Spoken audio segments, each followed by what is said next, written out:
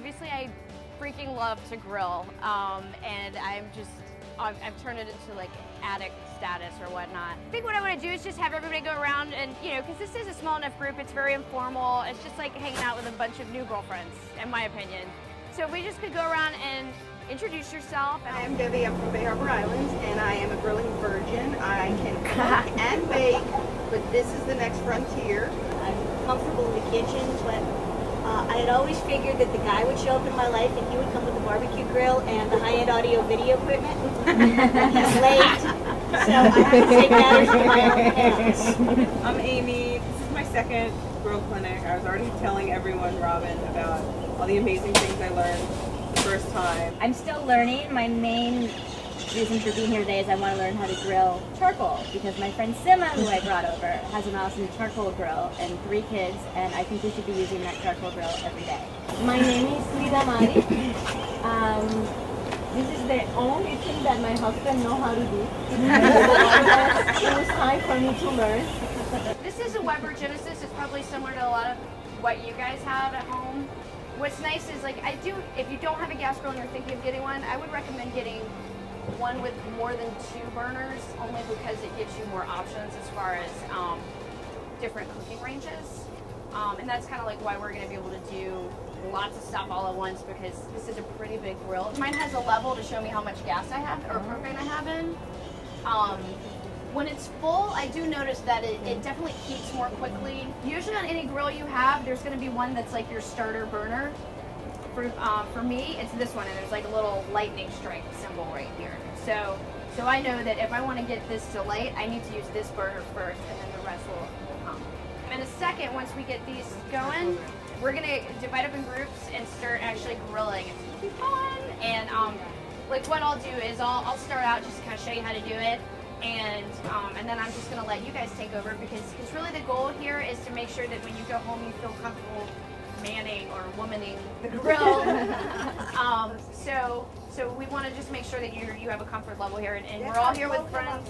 I do gas on the weeknights and charcoal on the weekends, and if I'm in a really big hurry, I'll usually revert to gas, because gas for me, I started with gas, so it's still a little bit more predictable for me.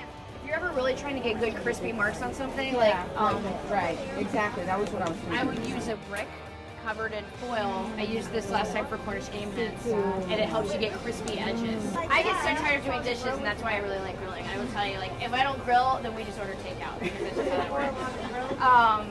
So we're gonna actually cook these on the grill, and and I'm gonna have you guys do it, and I'm gonna supervise, and I'll put the first batch on. This is refrigerated pizza dough. I coated these in olive oil to help them not stick. And it's not always an exact science. You know, a lot of this that I do is just trial and error. I'm just not afraid. We're gonna put tomatoes on, and this is the topping for our pizzas. It's caprese pizza, which is really easy. It's just sliced tomato with olive oil, salt, pepper, mozzarella, and basil.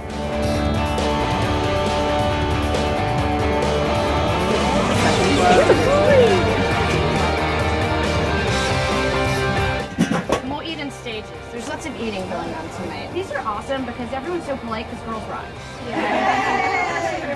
And there's no guys here to like act like they know everything, and it's, you know what I mean? It's just like, and I'm not trying to be like, you know, like a lot of people here are good grillers. Like, we're learning from each other, and it's just a nurturing environment to go out and try and show cooking.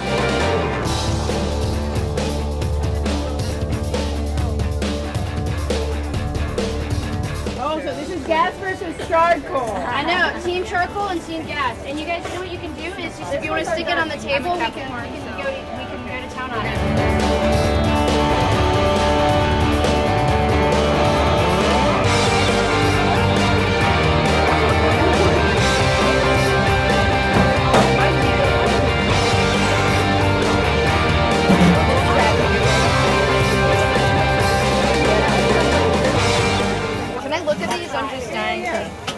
This one was the one that got The roommate's getting there. Never think of it in years when he's on the grill. It makes it caramelized. It just breaks it down to where it's got a sweet flavor to it. Like, it's getting close right now. Yeah, let's take the romaine off. Here we go. Good job, Raleigh. Fearless charcoal warrior. The Roman, do you do it right on the spot, like right where you're gonna put it on your grill, or do you marinate it before with the olive oil? I just drizzle olive oil. And so the pepper and just put it there. Yeah. And that's it. I love it. I never thought I would like it. It's easy. I'm a big easy fan. Anything else? Absolutely, they're not moving along at all. Like the grill. So we're making garlic basil butter Texas toast. So I'm gonna throw these on the top side of the grill just to cook while everything else is cooking.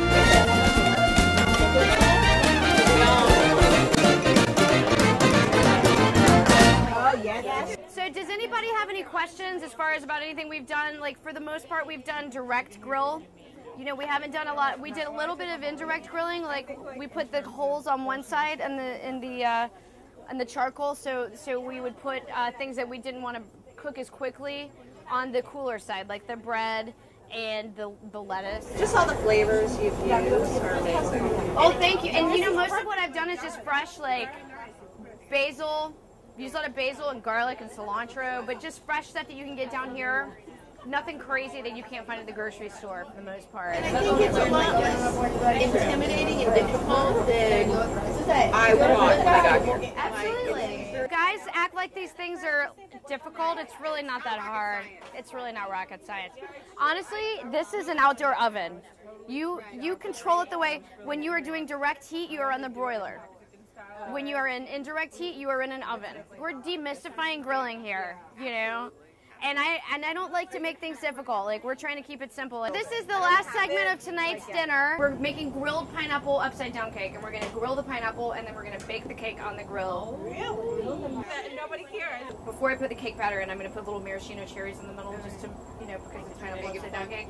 And but then we're gonna let the cake bake on the oven. I mean, on the grill, like an oven. And then while that's doing that, I also have a stick of butter with some coconut rum and brown sugar melting to form a glaze to pour on top when we flip this over. Dessert on the grill! Woohoo! We're ladies who love dessert. I do. Let's take it down, boys. I haven't done a hardcore review of the agenda, but I think it's just been more I like it to be hands-on so people can just get on and feel like they... This has been great. Ah, We'll thank see you. in January. We've been planning a 40th birthday for my friend Vivian that is tomorrow. And suddenly, happy birthday! It's gonna be a birthday tomorrow.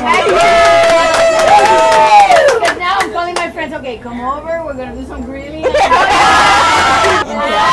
birthday to you! Happy birthday to you! Happy birthday, dear Vivian! Happy birthday to you!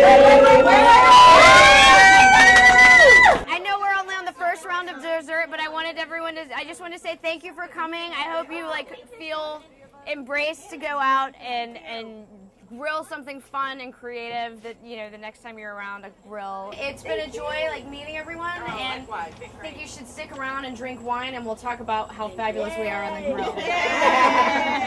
Girl power.